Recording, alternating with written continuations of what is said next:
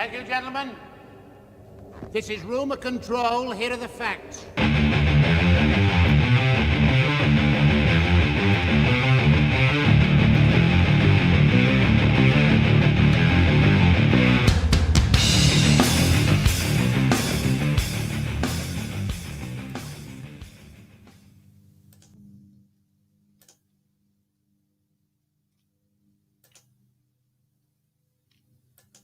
So another thing I worry about is that I'm in my 30s. I'm almost 34 now, and I know that there are so many girls out there who are younger and better looking and in better shape than I am, and they will be for a long time. And that's something I worry about, that if my personality and my accomplishments don't really count for anything, then I'm man, that window is really running out here.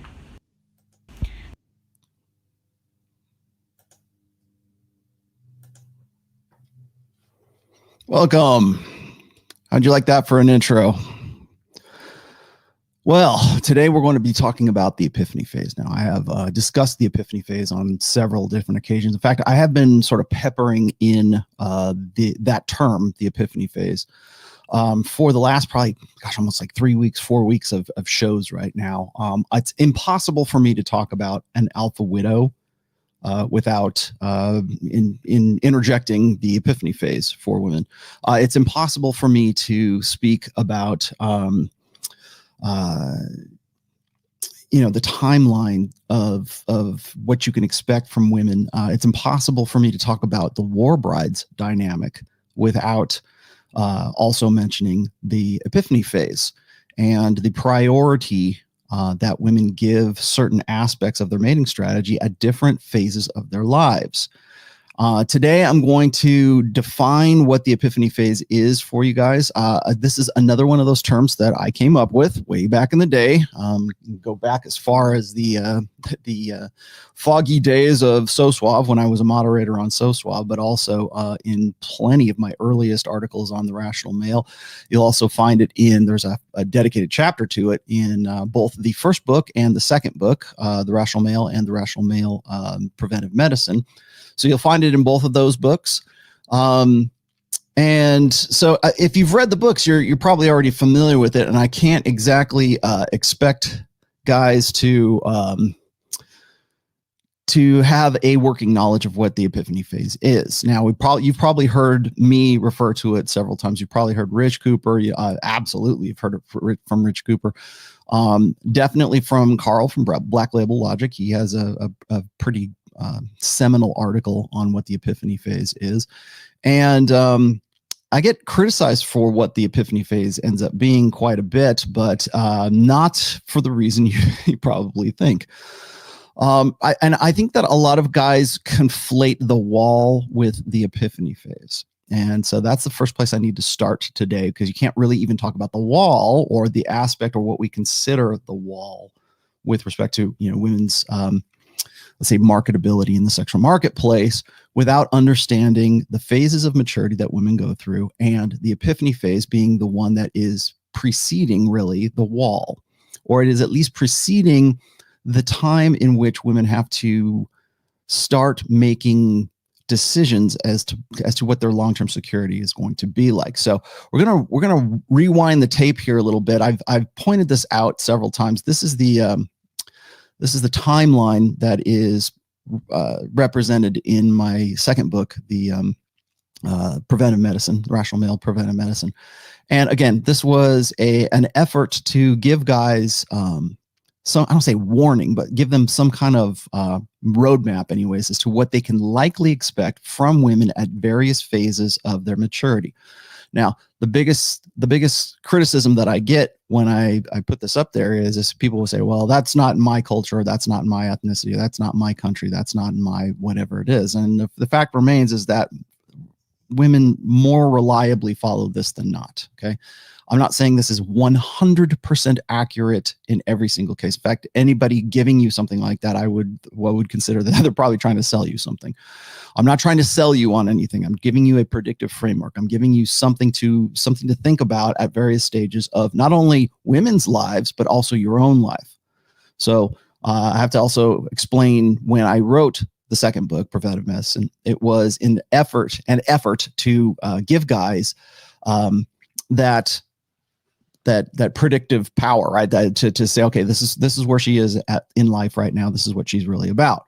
Now, a lot of guys will say, well, they don't, not all women are like that. Not all women go through those particular phases. Well, that is true, but you have to look at the underlying biology and the evolution and the sexual strategies, the mating strategies that go along, that coincide with this. So I will this will get thrown in my face every now and then. People say, well, I got married at 19. Yeah, well, statistically, if you got married earlier, you have a higher instance of divorce.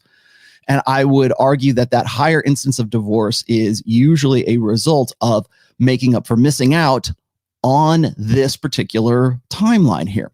So I'm going to run you really quickly along here. I started at 15. I go all the way up to 50. If you look at the actual sexual market value graph here, this goes all the way up to 70. I started at 15 because usually that's when I get the questions from guys in high school. So I'm just clarifying that right now. Have a section in there called the break phase. And the break phase is usually right around 17, 18, 19 years old. That's usually when high school sweethearts have to split up, right? She's going off to college or he's going off to a different college or something like that. It's usually the break phase. And I include that in there because I really felt that was really important for young men more than anything to understand what was going on. And then, of course, there's the party years and also known as the hoe phase, I guess, right now as well. And I don't think that is a hard sell for anyone right now, particularly not in the manosphere. But if you are just getting into this, if you are sort of a red pill noob or you don't know you've never heard of any of this kind of stuff before, I think even the party years is pretty easy to understand.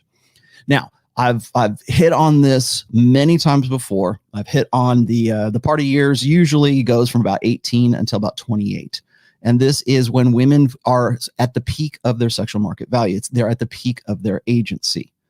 And I mean agency in the sense that they have the most sexual selection. They have the most power over the choices that they make at that particular time. This is when most men want to get with a woman who is younger, hotter, tighter. At every age, between 15 all the way up to 95, men find women between the ages of about 21 to 24 the most attractive, and averaging right about 23. That's why I peg women at the sexual market value peak, which is right there at 23 years old in this graph. So there you have that. Now, we've explained that. We've got a little bit of a review just so we can understand what the epiphany phase actually is. So if we go back to our timeline here and you look at the epiphany phase, I started right around 28. 28 is about when women start thinking about this kind of stuff, like the TikTok video that I played here in the intro. It's too late. Okay. She's already past the point of the epiphany phase, but this is almost like a late life recognition of it. And when I wrote the essays and the articles and I was analyzing what the epiphany phase was, this is usually the time in which women realize that they need to settle down. And a lot of things happen at this time. It's very important that men understand what's going on with women right around 28, 29, 30, 31 years old, right in there. Certainly the epiphany phase is between 29 and 31. And this is the time that a woman decides that, well, she's done with the bad boys. She's had her fun. She's, maybe she's an alpha widow. Maybe she's not. Maybe she realizes it. Maybe she doesn't. And in a gynocentric social order, we convince women, or the popular cultural narrative is to convince women that the party is never going to stop, that they can be sexy at any age, that they can be sexy at any size, that they can be sexy at no matter what it is that they've done, whatever the consequences of their choices up to that point, being 29, 30 to 31, make no difference. And if men don't find them attractive, it's because of society. It's because of patriarchy. It's because of insert whatever rationale fits the narrative that convinces women that their sexual market value, that their agency and those years are evergreen, that they're just going to keep going and the party's never going to, the lights are never going to come on at the club, girl. You just keep going. And the longer we perpetuate that, the more likely you're going to get this girl right here. Okay. At 34 years old, she's just turning, I think she said she was just about to turn 34 years old. And she's beginning to realize a few things. And I'll play this once more just so we can sort of pick through it again. I wanted to pick it apart here. Another thing I worry about is that I'm in my 30s. I'm almost 34 now. And I know that there are so many girls out there who are younger and better looking and in better shape than I am, and they will be for a long time. Okay, so that right there, let me push myself up here. That right there is the voice of the epiphany face. And she is according to my book, she is on this side of the epiphany phase, meaning that she's 33 years old. She's approaching 34 years old, and she's now making this acknowledgement. Now, this is when women get that insight. Women will scream and yell and screech as loud as they can about how, it doesn't matter. A girl can be sexy until she's 40. And even a lot of well-meaning, black pill guys and MGTOW guys will say, oh, it doesn't matter. She just spread her legs for anybody and she can have anyone she wants. Well, problem is that girls like this who get to this phase don't want just any guy. They're looking for the top shelf guys. I was just reading an article this morning about how, 78% of women are looking for are hunting for 20% of the top tier guys, leaving 80% of the guys to sort of, scrape after whatever's left. I would argue that 100% of women are looking for that top 20% of guys.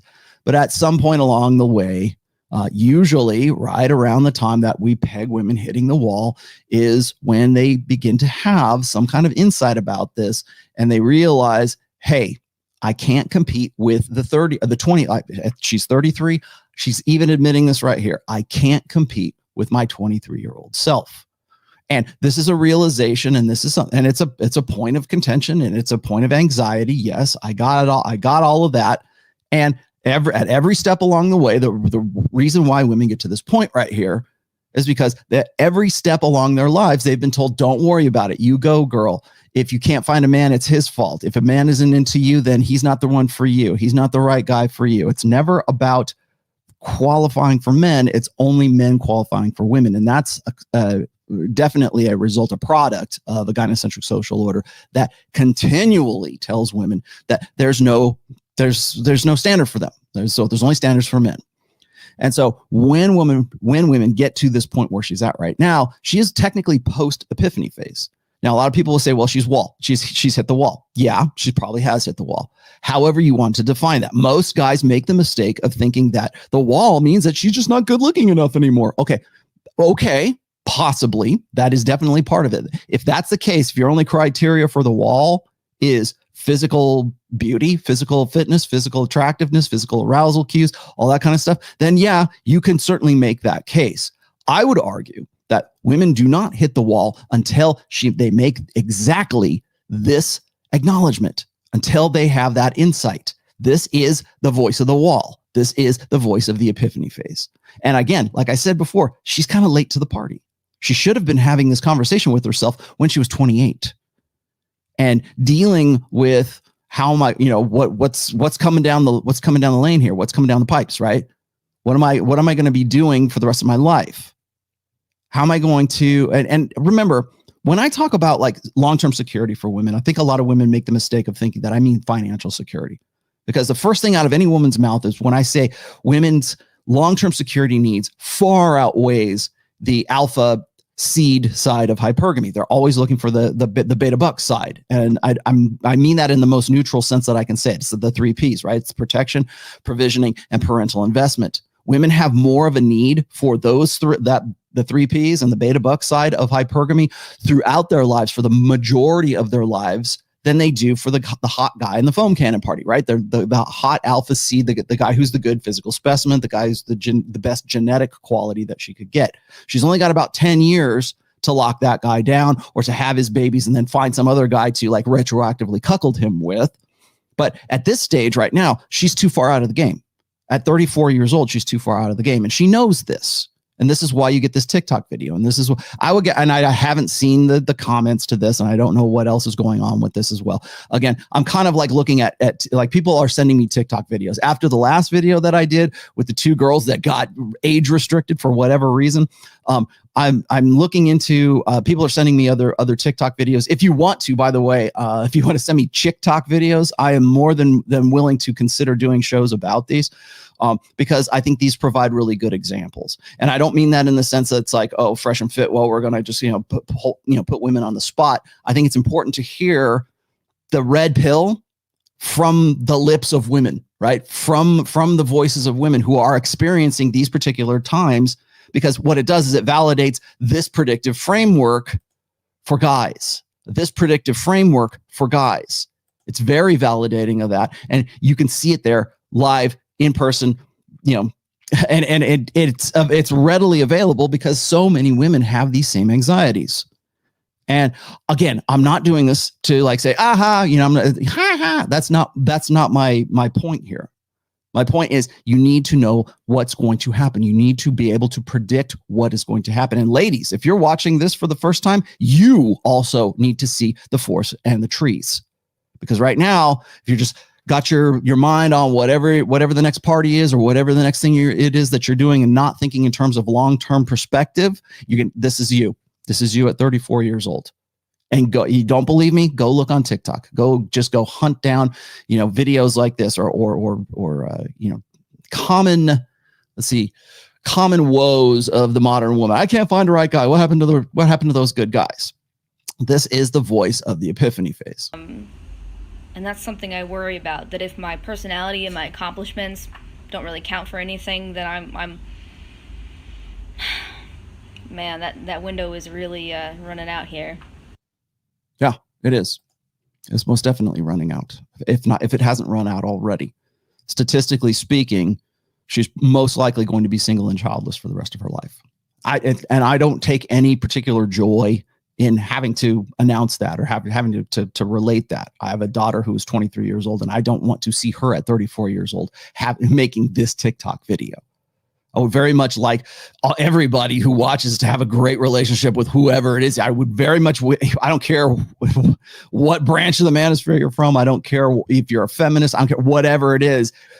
Changing your mind not only about yourself but also about the situation and the circumstances that you're in. There's a blue pill for women just as much as there's a blue pill for men, and this is it right here. This is where you get to it. And of course, she also mentions a very common misgiving, I think, which is if my personality and my achievements and everything doesn't count for anything, well, then I don't know what I'm going to do.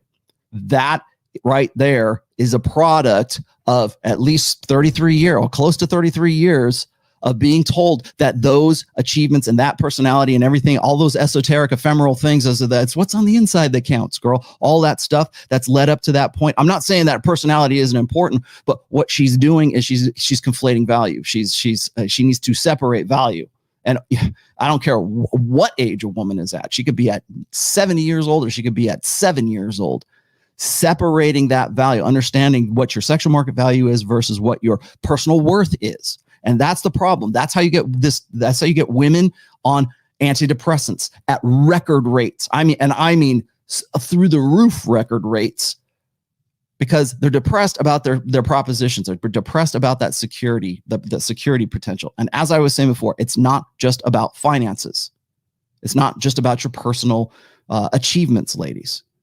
It's about your need for emotional security, your need for protection, your need for security in parental investment, your need for security that you're going to be in a loving, long-lasting relationship, and hopefully it was like your parents or whatever. I don't know, but you want something that's a little bit more ideal for yourself. That's a form of security. It's not just about finances, because the first thing out of women's mouth is, I make my own damn money. Okay, well, fine, but does that money provide you with emotional security? Does that money provide you with a guy who's going to protect you in the middle of the night when the intruder comes into the house, as Myron Gaines always likes to use that illustration? That's what I'm talking about. There's more to security than just finances. There's more to security than just buying a big dog to protect you at night. So there's that aspect of it. There's the aspect of it of wanting to have something that is a little bit more long lasting, starting a family. You want to talk about human nature and humans' innate nature for tribalism. That's it. That is it right there. The angst from all of this is the idea that because she's a great person, she's just a swell, nice girl, because of the way that she is, or because of her achievements, or because she's got her own damn money, or she's got her own damn career, or she went to school for X amount of years doing, well, God knows what, that in some way should make her more attractive. No, that makes men more attractive. That does not make you more attractive. Men could give a damn about what you do for a living. I'm sorry to say that. I mean, yeah, please be employed. Please be a productive member of society. Got it. But most men don't care if you're a barista. Most men don't care if you're a sandwich artist at Subway. If you're hot and you're available and you're younger, hotter, tighter, you're fertile, you're young, you look good, you're feminine, and you found the guy that you want to get with, the guy that you have a genuine desire for, those are the things that guys are looking for. They're not going, I wonder if I could find a doctor or a lawyer. They're not. That's not what those are the criteria that women hold for men. And that's the problem with masculinizing generation after generation of women. Is when they get to this point, when they get to the epiphany phase, they don't know what to do with themselves. They believe that their attraction and their quality should be intimately linked with who they've become or what they built of themselves. That is a male cue for attraction. That is not a female cue for attraction. So when you get to that point, it can become very, very disconcerting. I can't compete with these young ladies. I can't compete with my 23-year-old self. That is the voice of the epiphany phase. That's also the voice of a woman who has realized that she is at the wall. The wall, once again, doesn't start here. She could she's not, a knockout, but it's not like she couldn't go to the gym and look a little better. It's not like she couldn't do some things to improve her chances. It's not like she couldn't do that. She could. It's not hopeless. She's not a hopeless case. But the thing is the mentality is that what she's done and who she is as a person should make her that much more attractive. And in some cases, ephemerally, sure, that's a side benefit. It's not like guys don't want to have a woman who has something else going for them besides their looks, but that's primarily what they're looking for. That's where it starts anyways. So when women say, well, what about my achievements? What about me? What about my sense of personal worth? Blah, blah, blah. It should be more than that. Yeah, well, in a perfect world, I'm sure it should. But we're talking about biological, empirical, realities here. So what is the epiphany phase? The epiphany phase is that once a woman gets to be about 29 to 31 years old, that's when she decides, or usually she has that insight that this woman is having right now, which is the party's not going to last forever. And that's when you get self-rationalizations. That's when you get women talking about how they want to get right with God, how they want to start doing things the right way. I'm not going to have sex with him on the first night. I'm going to make him wait for 3 dates, right? Or I'm going to make him jump through all these hoops. I'm going to make that, maybe he's not the best guy for me, but I'm going to see if I can make it work out with this guy because at least he loves his mom and he's a good candidate for the future. Women's priorities change according to whatever their phase of maturity is right here. So a woman between the ages of, say, like 15 years old, a young lady, a teenage girl between the ages of 15 years old and say right about 26 or 27, that's when women are primarily concerned with short-term alpha. They're looking for the guy who is just hotter, the guy because they don't really have much frame of reference when it comes to long-term security at that point because they're just simply enjoying the moment. It's, as Myron says, it's like getting your key to the candy store early. And men have to earn that key to the candy store, where women are just simply given that key. And then after a while, that key is taken away from them at about 29 to 31 years old, right in there. So the priorities that women have for men between the ages of 15 and right around 28 years old are different, are prioritized different. I'm not saying they just vanish. I'm just saying that they're prioritized differently. So now it's like, I can't lock down the hot guy in the foam cannon party. It was fun to have sex with him. It was fun to have all that stuff. I was so wild in college in my hoe phase in my party years and, hanging out with my girls and going to the clubs and everything else. But now I am 28, 29 and right on cue, right on time is when the narrative says, oh, you've matured. You are someone new. You are a more mature, you're more wise in the world, right? You've completed your journey of self-discovery. And so now women can sort of align themselves with this idea that they are more mature. And now we can't find any mature guys who want to get together with them, who are ready to go right at 30 years old. I mentioned this in the a couple last week's episode, week before. I was talking about how Ross and Rachel from Friends, like where they had the joke that was, if we're both single at 30, then we'll get married. That's pretty much the mentality is, except for there's no Ross and there's no Rachel. It's just a woman at 29, 30, 31 years old saying, okay, where's my Ross? I waited, or he should be waiting here for me. He should be nothing sexier, right? He should be a Sambergian hypergamy. He should be right here, but he's not there now. And at 33, 34, that's, the year clock is ticking here. My biological clock is ticking. And that's another thing. The myth of the biological clock just coincidentally, just conveniently happens right around 29 to 31 years old. Imagine that. That is the epiphany phase in a nutshell. So when women go through that phase, it's usually they have they adopt this rationale that they're doing things the right way. That's when you see women who, depending on whether they're single mothers or not by that point, but that's when you'll see women return back to the church or return back to their family or return. It's like the prodigal daughter returneth. And now she's going to do things the right way. She had her fun. She got burned. I went out with a lot of jerks, but now I'm done with that. You will see exactly this narrative. It's a cliche. You will see this narrative repeated over and over and over again on if you look at the women between the ages of say 29 and 31 years old on Tinder, you will see this narrative repeated endlessly on there. It's always the same thing. If you're not serious, swipe left or whatever. So I don't even know which way you swipe, but swipe away. Don't even bother with me. Well, that woman at 29 who's saying, don't bother with me if you don't want to get serious, turns into this girl at 34 years old. I don't know what I'm going to do. I thought it was all about me being a good person. I thought it was all about my own. And of course, then what happens is again, the narrative is right there.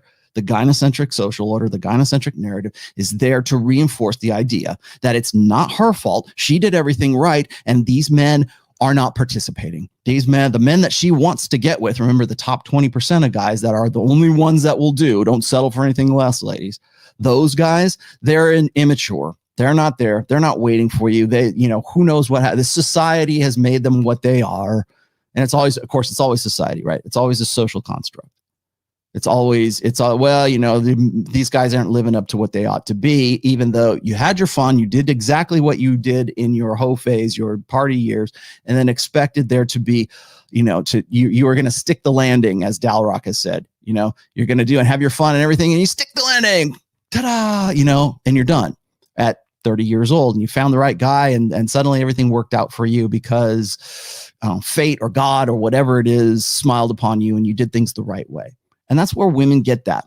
So when you meet women or you're talking to women who, like, if you're a guy right now, here's some advice. Here's some actionable, reasonable, usable advice for you. Okay. If you're a guy and you're in your prime, and you're hitting your stride at say 35, 36 years old, obviously the girl who's 34, who's bemoaning all of this stuff, who thinks that attraction ought to be centered on who she is as a person and all of her accomplishments and everything else, you can feel sorry for that girl, but you have to remember that these are the same women who just 10 years ago wouldn't have given you the time of day in the club. And so, but let's just say, for sake of argument, you say, okay, I'm 36 years old. I'm looking for it now. I can be sexually selective. I don't want a girl who's like 20, but I don't want a girl who's like 34. What am I looking for? Maybe 27, 28, whatever. That is why this is very important. It gives you a predictive framework as to what you can expect, because women at their most necessitous are women between the ages of 29 to 31 years old. That's when usually the epiphany phase locks in. And that's when women become more, if for lack of a better term, become more insightful. As much as women can become insightful, that's when they start thinking. And it's not so much insight as it is, I better get off of this carousel. I better grab a guy by the hand and get out of the club before the lights come on at 28, 29, 30 years old. And that it behooves you as a guy to realize that is, in a general sense, in a predictive framework sense, that's what you're going to be dealing with. Leverage that in your game. Understand what you're dealing with. If you do not want that, then don't target that. If you want something that you want a woman who's a little bit younger, who is not quite as, desperate, or is not quite, you want a girl who's really into you, for you, who has a genuine desire for you. It's one thing for women to have a genuine desire for a guy that is motivated by just this organic, like, I can't believe I got this guy. I can't believe I'm with this guy, like the ride or die girl. That's one form of like genuine desire. Another form is, this guy is my best bet. It is a desire that is motivated, incentivized by what that woman is going through. So when I get criticized for talking about the epiphany phase, it's usually because guys think that I think that there's some nefarious, fiendish plot by some, cabal or Illuminati of women going, well, when we get to be 30, like Sheryl Sandberg is there going, all right, girls, when we get to be 30, this is what we're going to do. That is not at all what I mean. Not at all. Whenever I talk about this, it's not that women, maybe some do, but like, it's not that the vast majority of women, when they hit the epiphany phase, it seems very genuine to them. That it's a natural progression. It's a natural flow. They would pass a lie detector test if you talk to them about, do you really think that you're going to get right with God and you want to fly straight and finally, get monogamous and settle down and be a housewife, or, be a mother or whatever? They will tell you yes, like emphatically yes. Whereas maybe 2 years prior, they would say, no, I'm not. They would have a different opinion because the priorities for them have changed. So the hot guy, it's not they still don't want a hot guy, but they want the hot guy who also has prospects. He's also got potential. He's also got benefits. A potential winner, like I was saying before. Like they have to bet their most fertile reproductive years on whether or not that guy is going to cross the finish line and be the winner that they think he is. You want to know about why women hate the idea of trophy wives so much? It's because it's a loss. It's what is it? Not a loss leader. It's a fear of loss is what it ends up being. It's a loss of investment, and that investment in this case is women's most their most fertile years, right? When are they going to be when are they going to have the most sexual agency? When are they going to have the most power over their lives? Is usually, like I said, between like say 18 and 28 years old. If a woman says, I'm going to invest those years in this guy in the hopes that he's going to be a winner when he gets to be his 30s, and that guy finally, he doesn't have much money when they get together, it's like Bon Jovi living on a prayer, where we don't have much, but we're going to get by kind of thing. And she says, okay, fine. I love you, Johnny. And they build a life together at 25 years old, and they're a young couple, but they're going to make it, right? We're going to write songs about this. And then that guy becomes, over the course of that time, he becomes more, right? Because men have to become, women just are, as I said. And so she's investing those years into Johnny becoming more than he is. And Johnny does, right? He makes partner in the law firm, or he becomes a surgeon, or he has some high paying job that he's trained for, right? And what women fear, and the reason why you have the trope of the trophy wife, is because women fear that they will put all of that investment into that guy. And then eventually, when that guy is finally hitting his stride at 36 years old right here, 34, 30, 38, somewhere around there, when he's starting to hit his stride, that's when he's going to leave her. That's okay, baby. Thanks for helping me out. See you later. I'm going to leave you with the kids, right? Well, that's why there's alimony. That's why there's child support, because men can't be trusted. And you'll see a few examples of this where like the really high powered guy ends up divorcing his wife of, 15 years or whatever. And he gets with his hot, blonde, blue eyed, big boob secretary. Right. And so, this is of course an example of the apex fallacy, which is women look and they see that and they go, oh, guys are going to do that. You can't trust them. No, it's a fear of loss is what it is. It's a sunk cost fallacy, the sunk cost thing. That's what I think we're looking for. It's the loss of that investment, and the investment in this case is women's sexual agency. It's not what most guys don't care about your career, ladies. Sorry, I'm not sorry, but that's just simply the way it is. Most guys don't care. Carry on a conversation, be interesting, be fun, be flirty, be genuinely desirous of that guy for sure, but whether or not you have this, you're a careerist or you're not, is generally not the criteria that men use in their evaluations of your sexual market value. And that's the other thing I want to say. I want to kind of put the little period on the end of this thing here, is that too many women lock themselves into this idea or marry the idea that their sexual market value is their personal worth. So what they've done, I'm not saying that it's a bad idea for you to go to college, or it's a bad idea for you to do whatever it is that you want to do in your lives, ladies. Please go ahead and do that. Understand that there are consequences, as you can see from our example today on TikTok. Understand that there are prices to be paid by that, and don't expect men to be the ones who are covering that cost. As you can see from this girl right here, it's like, damn, I don't know what I'm going to do. Yeah, you don't know what you're going to do. Wouldn't it have been great if if a Rollo Tomasi had come along and said, hey, you need to start thinking about things in the future tense, rather than like where you're at right now. Now, most women won't even hear you at that point, because they're living high on the hog. They're at the peak of their agency and the peak of their power. But what happens is women like this are sold a bill of goods according to a gynocentric social order and a gynocentric narrative that says any guy that doesn't like you, then he's just like, he should like you, because it's all about social construction. It's all about the blank slate. It's all about what's inside, right? It's all about, and the fact of the matter is, while that is important, it's also about other things as well. And what happens is when women are rejected in the long-term sense, when women have no prospects for a winner waiting at the finish line, and they're 34 years old, they can get very, very desperate. They can get very despondent. They can get very depressed. Again, antidepressants are at the highest level that they've ever been prescribed for women right now. There's a reason for that, okay? So when you get to that point, ladies, you have to realize that your sexual market value is not as linked to your personal worth as you think that it ought to be. So when guys get aroused by you, it's not because they go, oh, well, gosh, it's great. She's this high-powered CEO and an alpha, quote-unquote, alpha female. They think she's hot, she's available, she's younger, she's hotter, tighter. I want to get with that. I want to tap that. Let's go. And that's where it starts. I'm not saying that that's the be all end all, because everybody's going to say, oh, you just think it's all about the physical. Oh, boy, I would hate to be you. What about meaningful sex?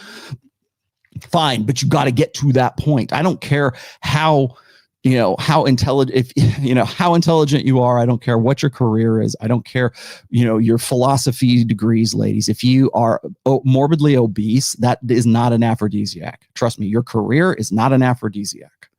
Your degree in whatever the hell you're in, women's studies or whatever the hell it is, that is not an aphrodisiac.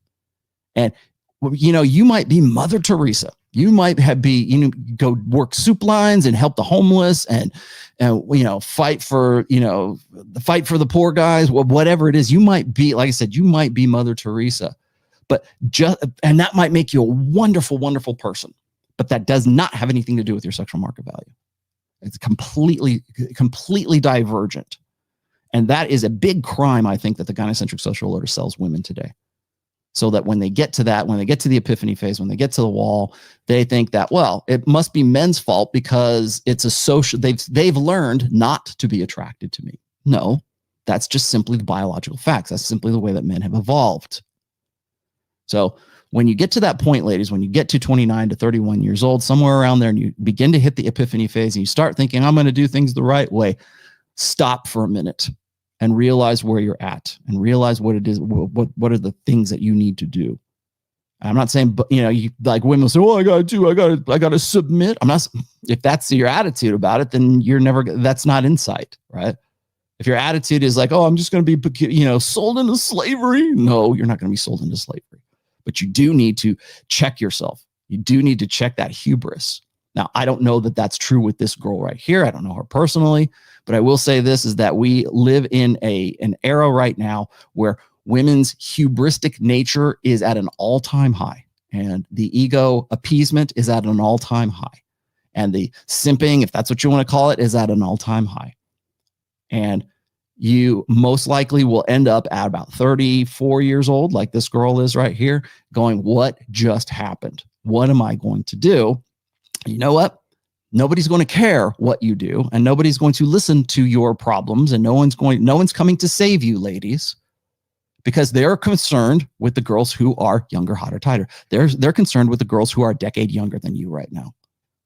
And it's not just men. I mean, it's the social order itself, the gynocentric social order itself.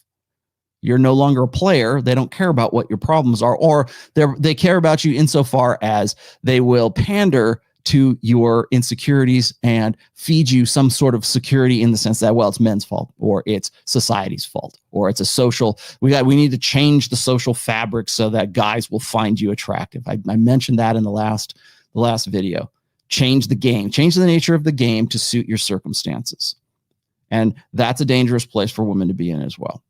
So when they're sold this bill of goods, they're sold this idea that this is what things ought to be. And it would be so, feminism and the gynocentric social order would work so much better if men would just cooperate.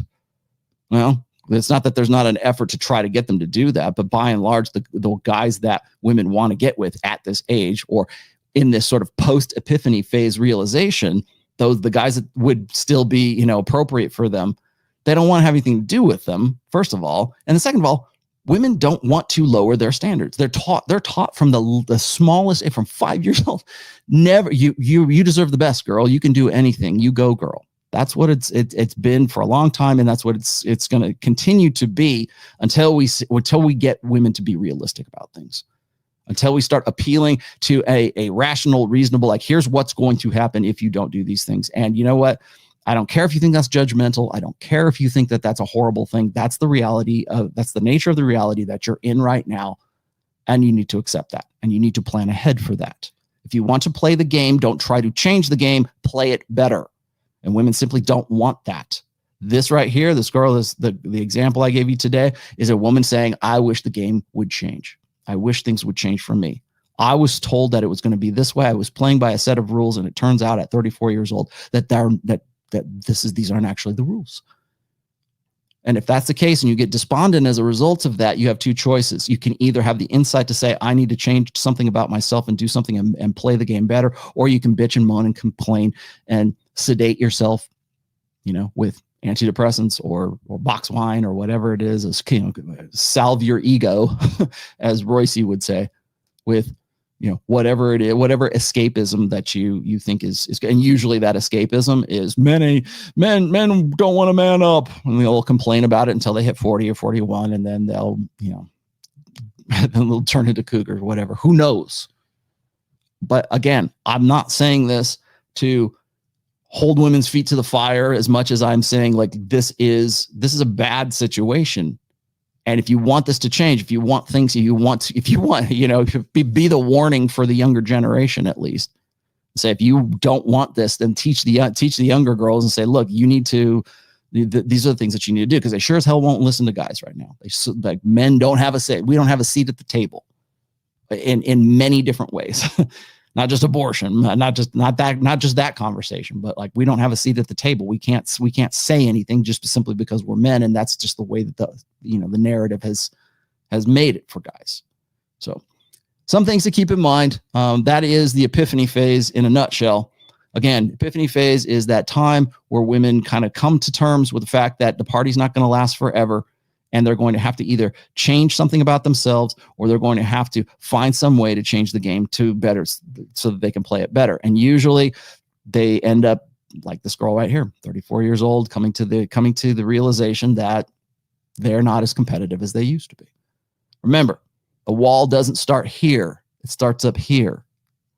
It's not you. There's plenty of 34-year-old girls who are Fitness America pageant winners, are just gorgeous, hot, crazy hot girls. Not many, but it's not that it doesn't happen. The fact of the matter is that's probably not going to be you. And by and large, these are things that need to be thought of 10 years when you're 24, not when you're 34.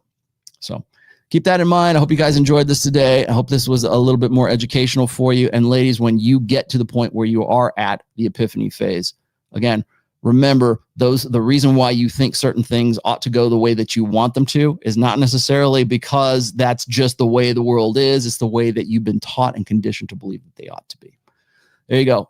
I'm Rollo Tomasi. I will see you guys. Oh, I'm hosting Rule Zero on Saturday at 11:30 a.m. It is my turn. So on this channel, I will see you guys there, and I will have a panel show. I don't know what the topic is, but there you have it. Thanks for watching, and I will see you guys later. Bye-bye.